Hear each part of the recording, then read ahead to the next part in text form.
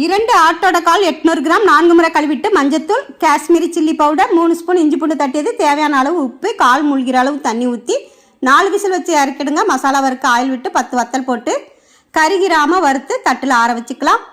அதே கடாயில் பட்டை, ஏலக்காய், கிராம்பு, கல்பாசி, மல்லியும் போட்டு பாதி வறுபட்ட பிறகு இப்போ மிளகு, சீரகம், சோம்பு மணம் வர்ற அளவுக்கு நல்லா வறுத்து வத்தல் கூட சேர்த்து ஆற வச்சுக்கோங்க. அதே கடாயில் வெங்காயம் வந்து பாருங்கள் இந்த அளவுக்கு வதங்கி மணம் வந்துடணும்.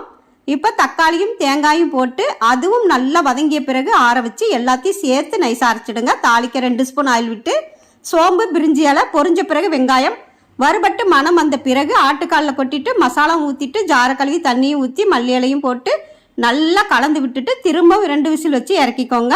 அவ்வளவே தாங்க, நமக்கு ஆட்டுக்கால் குழம்பு சுவையாக மணமாக ரெடி ஆயிடுச்சு. இட்லி, தோசை, பூரி, சப்பாத்தி, இடியாப்பம், சாதம் எதுக்குனாலும் வச்சு சாப்பிட்டுக்கலாம். அவ்வளவு டேஸ்டியாக இருக்கும். தேங்க்யூ.